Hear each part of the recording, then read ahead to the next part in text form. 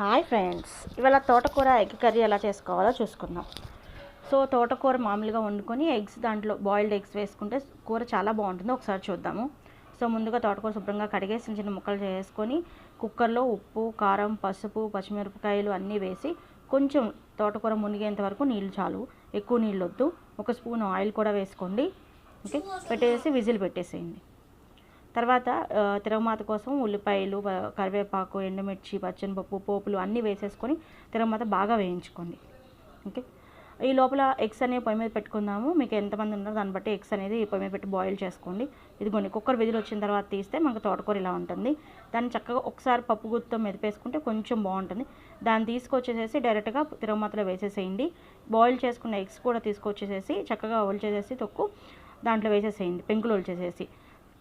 ఇంకా ఉప్పు కారం ఏమైనా చాలకపోతే ఒకసారి చూసుకోండి. కొంచెం మసాలా పౌడరు, దాంతోపాటు ఇంగు వేసుకోండి. ఎగ్స్ వేస్తున్నాం కదా, సో ఇంగు వేసుకోండి. ఇంగు వేసుకొని మూత పెట్టేసి ఉంచితే చూడండి ఎలా వస్తుందో. ఆ తోటకూరలోని నీరు, తోటకూర ఎక్కువ విజిల్స్ అక్కర్లేదండి, 2-3 విజిల్స్ చాలు, మగ్గిపోద్ది కాబట్టి. సో తోటకూరలోని ఆ నీరు దిగుతుంది, ఆయిల్లో కలుస్తుంది.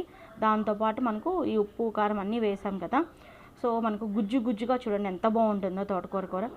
ఒట్టి తోటకూర తినలేని వాళ్ళు, ఫ్రై తినలేని వాళ్ళు ఇలా ట్రై చేయండి, చాలా బాగుంటుంది taste. Okay, for more recipes please like, subscribe and share.